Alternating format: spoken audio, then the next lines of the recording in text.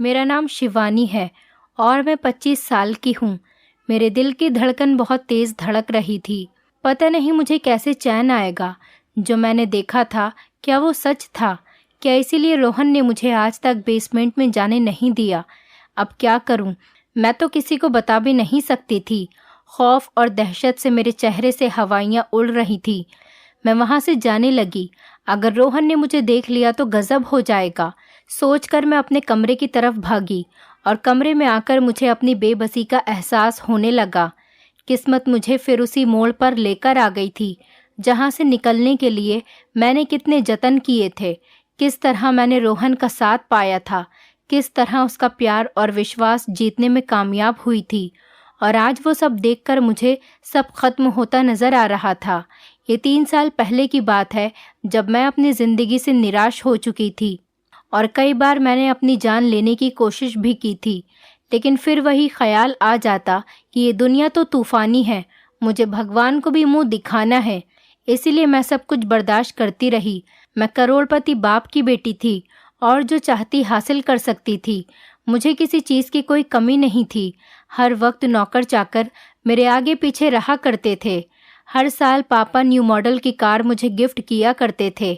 मेरा वार्डरोब दुनिया भर के महंगे और ब्रांडेड कपड़ों और चीज़ों से भरा पड़ा था। इनको एक बार पहनने के बाद मैंने इन्हें छूकर भी नहीं देखा था। लेकिन फिर भी मैं खुश नहीं रह पाती कि मेरी सबसे अच्छी सहेली पूजा मुझसे कुछ कहा करती थी कि शिवानी, तुम बहुत बेकार हो। अगर इतनी दौलत मेरे पास होती तो मैं तो खुशी से मर जाती।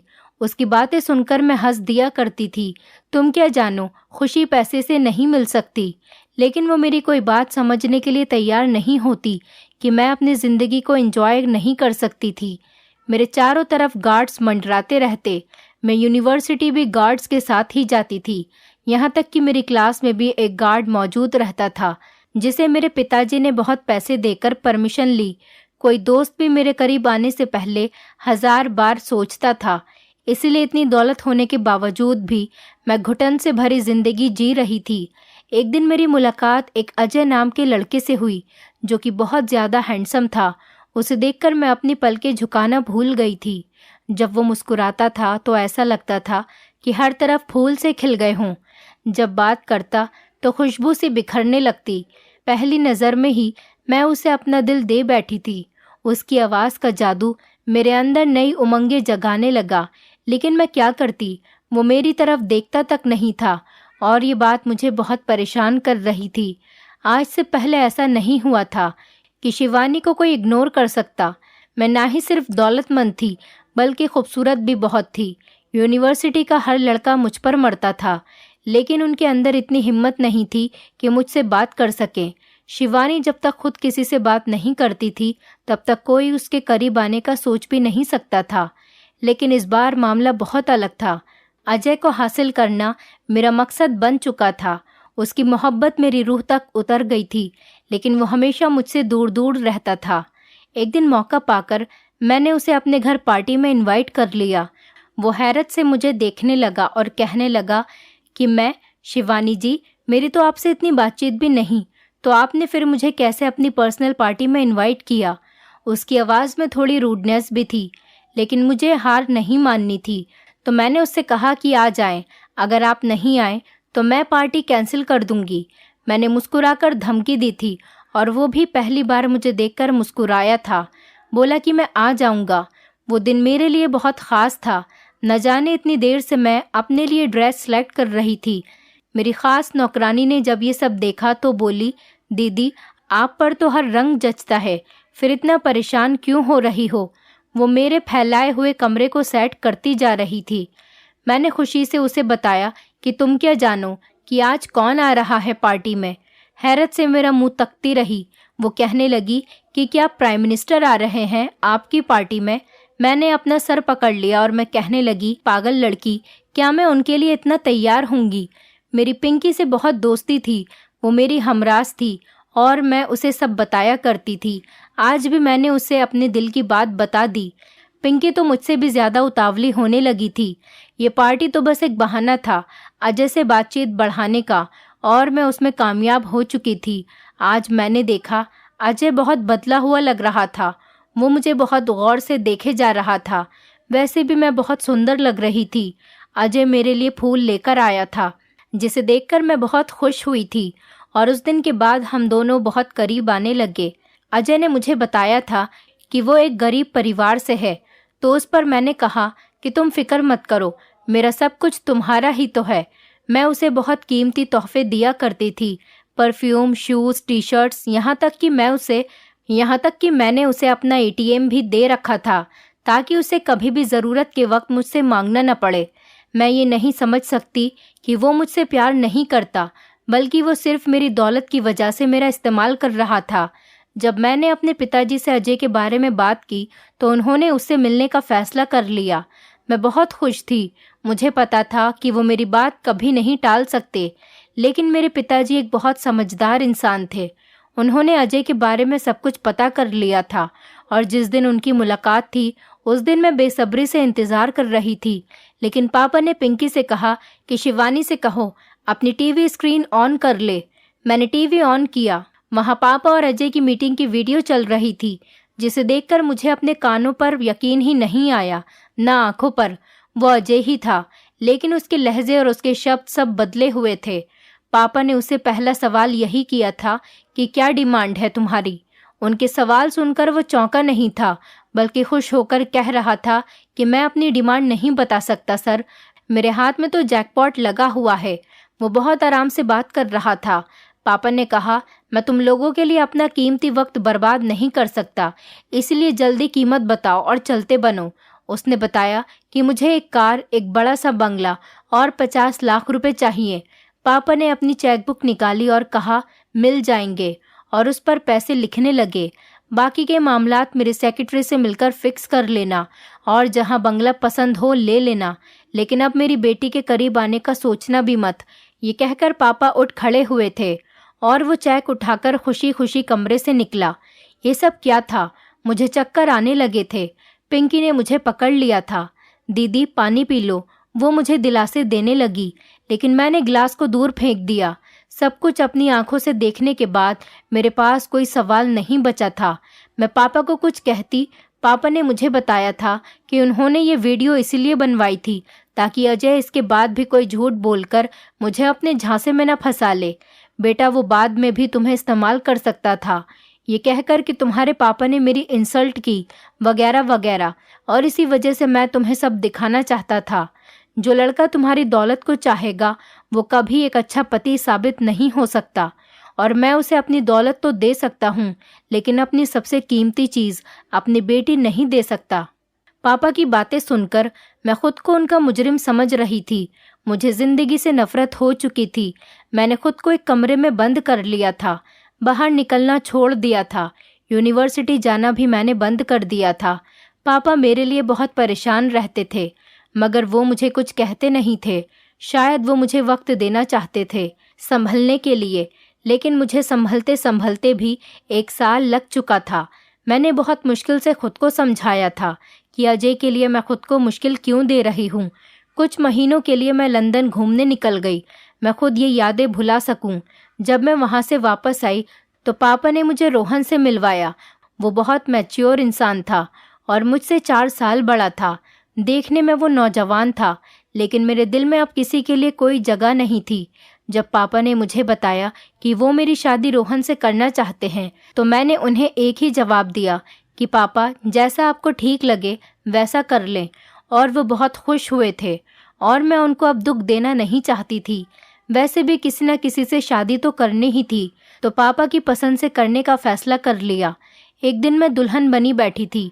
मेरे दिल में कोई एहसास नहीं जागा था रोहन के लिए। रोहन ने आते ही मुझे खूबसूरत कंगन पहनाया और बहुत से वादे किए, लेकिन मैं जैसे कुछ सुन ही नहीं रही थी। और अब ऐसा होने लगा था, रोहन और मैं एक दूसरे से दूर दूर रहने लगे थे।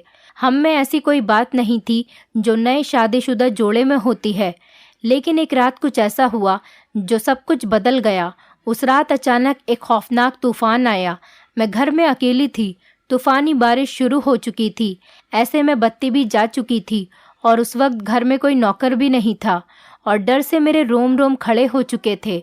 मैं डर डर के कमरे से निकली थी। मुझे अंधेरे से बहुत डर लगता था।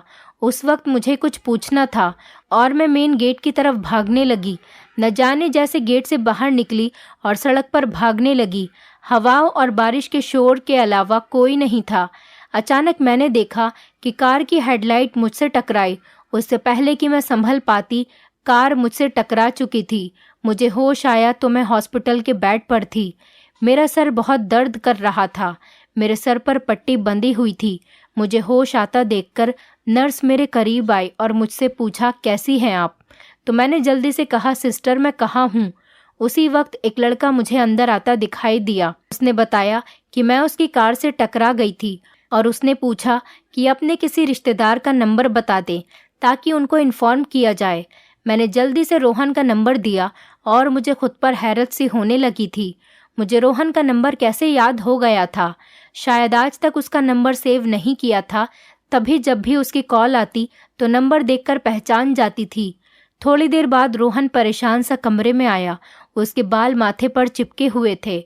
बारिश में भीगने की वजह से मुझे लेटा देखकर वो जल्दी से मेरे करीब आया। क्या हुआ शिवानी, कहाँ थी तुम और ये चोट कैसे लगी? वो मेरा हाथ पकड़कर मुझसे पूछने लगा। उसकी हालत देखकर मैं हैरान थी। पीछे से उस लड़के ने जवाब दिया, सर ये मेरी कार से टकरा गई थी। और रोहन ने गुस्से से उसका गिरेबान पकड़ लिया कि तुम जैसे लड़के अंधों की तरह ड्राइविंग करते हो। अगर मेरी पत्नी को कुछ हो जाता तो मैं तुम्हें जिंदा नहीं छोड़ता। रोहन बहुत गुस्से में था। बहुत मुश्किल से डॉक्टर ने उसे रोका। देखिए सर, आपकी पत्नी बिल्कुल ठीक है, बस हल्का सा जख्म है, आप इन्हें घर ले जा सकते हैं। अब की बार रोहन मेरे करीब बैठा था और उसकी आंखों में जो एहसास था उसे देखकर मेरा पत्थर दिल पिघलने लगा। क्या मैं उसके लिए इतनी अहमियत रखती थी कि वो मेरी तकलीफ बर्दाश्त नहीं कर पा रहा था? मैंने रोहन से कहा कि मैं ठीक हूँ। रोहन और उस लड़के का भी कोई कसूर नहीं, मैं ही पागलों की तरह भागती हुई आ रही थी। उसने तो फिर भी कोशिश करके मेरी जान बचाई और फिर चोट मुझे सड़क पर गिरने की वजह से लगी थी। मेरी बात सुनकर रोहन जरा से मुस्कुरा दिए। कुछ ही देर में हम घर वापस आ चुके थे। उस रात मुझे पता चला कि शादी के बंधन में कितनी ताकत होती है। वो पति जो मुझसे खिंचा खिंचा रहता था, आज वो मेरे लिए कितना परेशान था और ये एहसास मेरे लिए बहुत खुशी का था। अगली सुबह मेरे लिए खुशियाँ लेकर आई थी। मुझे भी ये महसूस होने लगा था कि मैं अब जिंदा हूँ। रोहन की मोहब्बत पाते ही मैं सब कुछ भूल गई थी। मैं अब उसके बिना रहने का सोच भी नहीं सकती थी और यही हाल रोहन का भी था। एक दिन मैंने उससे पूछ लिया कि आखिर क्या वजह थी जो तुम मुझसे दूर दूर रहते थे? तो वो बहुत आराम से बोला, शिवानी तुम अगर चाहती हो कि हमारी जिंदगी में कभी कोई दुख ना आए तो दोबारा ये सवाल मत करना। और उस दिन के बाद मैंने सारे सवाल का गला घोट दिया। मैं अपनी खुशहाल जिंदगी में कोई भी परेशानी नहीं लाना चाहती थी, लेकिन ये मेरी भूल थी। हम दोनों एक दूसरे के साथ बहुत खुश थे। रोहन मुझ पर जान छिड़कने लगे थे, लेकिन कुछ रातों से महसूस कर रही थी कि वो आधी रात को कमरे से बाहर जाने लगते थे। एक बार मैंने पूछ लिया तो कहने लगे, मेरी जान मैं ज़रा ताज़ी हवा लेने जाता हूँ। और उसकी ये बात सुनकर मैं रिलैक्स हो जाया करती थी, लेकिन फिर भी मुझे अजीब सी उलझन होने लगी थी। आखिर वो आधी रात को ही क्यों जाया करते थे? वो मेरे साथ भी तो जा सकते थे। एक रात उन्हें लगा कि मैं सो चुकी हूँ और जैसे ही उन्हें लगा कि मैं सो चुकी हूँ तो वो हल्के से उठे और बाहर जाने लगे। तो कुछ देर बाद मैं भी दबे पांव उसके पीछे निकली। मैंने देखा कि वो घर की पिछली तरफ जो बेसमेंट था उस तरफ जाने लगे थे। मुझे अजीब लगा कि वो तो हवा खाने जाते थे, तो बेसमेंट में हवा का क्या काम? बेसमेंट में फालतू सामान पड़ा था। मैं जब से इस घर में आई थी मैंने बस बेसमेंट बाहर से ही देखा था। मैं अपनी जगह वापस आकर लेट गई। मुझे अजीब से घबराहट और बेचैनी होने लगी थी। आखिर रोहन ने मुझसे झूठ क्यों बोला? काफ़ी देर बाद जब रोहन वापस आए तो बहुत थके हुए और परेशान लग रहे थे। मैंने कुछ नहीं पूछा, बस उसकी तरफ प्यार से देखने लगी। दूसरी सुबह जब मैंने रोहन से पूछा कि आप बेसमेंट की तरफ क्यों गए थे, तो मैंने देखा कि वो एकदम से चौंक गए थे। उनकी घबराहट मैंने महसूस कर ली थी। वो गला साफ करके कहने लगे कि शिवानी, मैंने कुछ आवाज़ सुनी थी, तभी उस तरफ गया था कि कहीं कोई चोर वगैरह तो नहीं घुस गया। वहाँ उनकी बात सुनकर मैं हद से ज़्यादा परेशान हो गई। क्या कह रहे हैं आप रोहन? आपने चौकीदार को क्यों नहीं कहा? आप खुद वहाँ क्यों चले गए? मैं बहुत घबरा गई थी। अगर तुमको कुछ हो जाता तो? अरे मेरी पागल सी पत्नी, डरो मत, मुझे कुछ नहीं होगा, वो मेरी पोनी खींच कर बोले। यूं बात खत्म हो गई। लेकिन फिर एक रात मैंने उन्हें बेसमेंट में जाते हुए देखा। अब मुझे शक होने लगा था कि आखिर क्या वजह थी। रोहन मुझसे क्या छुपाने की कोशिश कर रहे थे। मैं उनके पीछे जाने लगी तो उन्होंने मुझे देख लिया। उस दिन रोहन बहुत गुस्से में थे। रोहन ने गुस्से में मुझसे कहा, शिवानी तुम क्या कर रही हो यहाँ? मैंने पूछा कि मैं आज देख कर रहूंगी कि क्या राज है जो तुम हर रात मुझसे छुपकर यहाँ आते हो। रोहन, क्या हुआ? उन्होंने मुझे एक चांटा मार दिया। मैं सुन्न होकर रह गई। रोहन, तुमने मुझ पर हाथ उठाया, मुझे यकीन नहीं आ रहा था। रोहन अब बहुत शर्मिंदा थे, कह रहे थे, मुझे माफ कर दो शिवानी, न जाने कैसे मेरा हाथ उठ गया। कभी वो अपना हाथ देखते, कभी मुझे।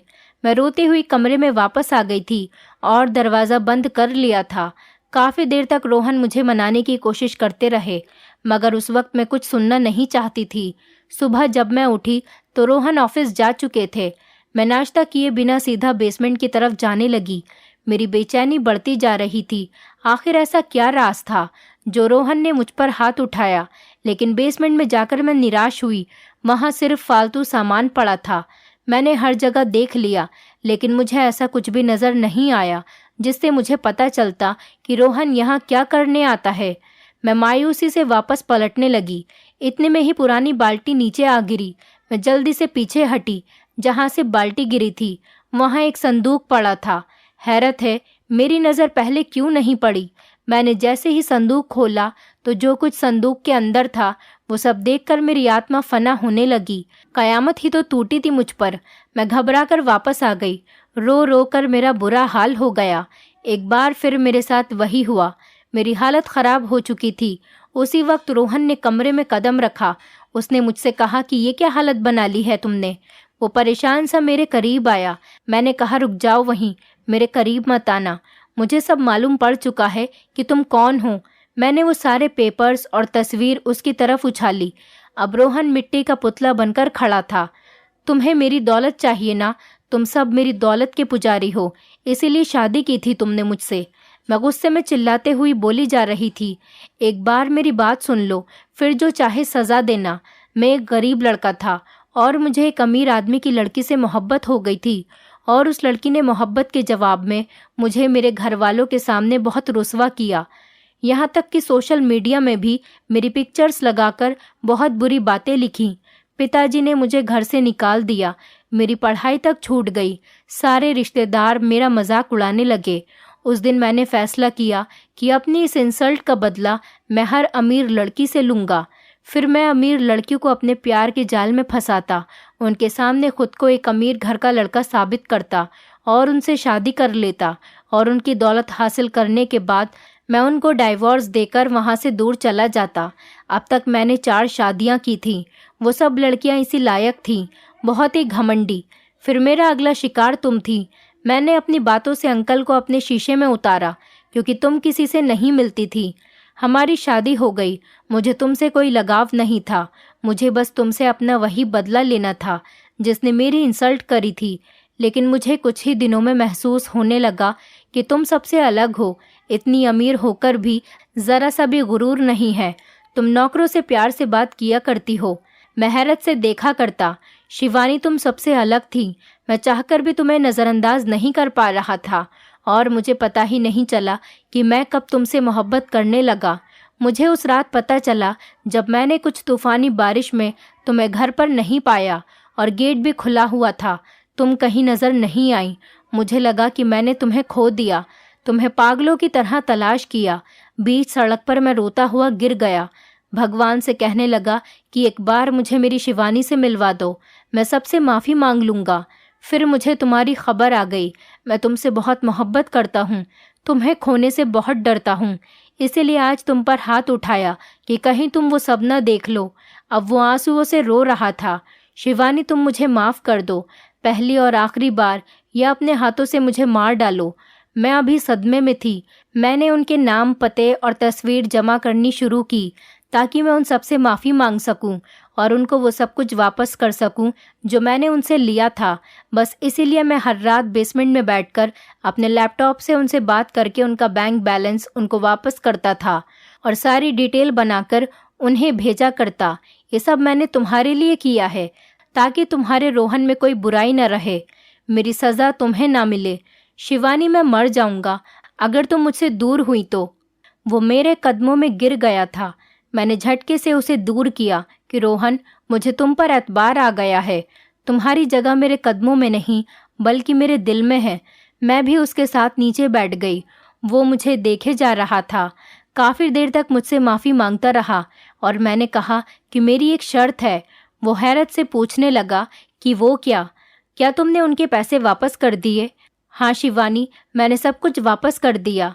तो फिर तुमने उनकी पिक्चर्स क्यों संभाल कर रखी? मैंने गुस्से में कहा। तो रोहन अपनी हंसी दबाते हुए और उन तस्वीरों के टुकड़े टुकड़े कर रहा था और डस्टबिन में डाल दिए और मैं खिलखिलाती हुई हंसती रही। मैं रोहन को खोने का सोच भी नहीं सकती थी और अब जब वो सिर्फ मेरा था तो मैं क्यों पुरानी बातों को संभाल कर रखती।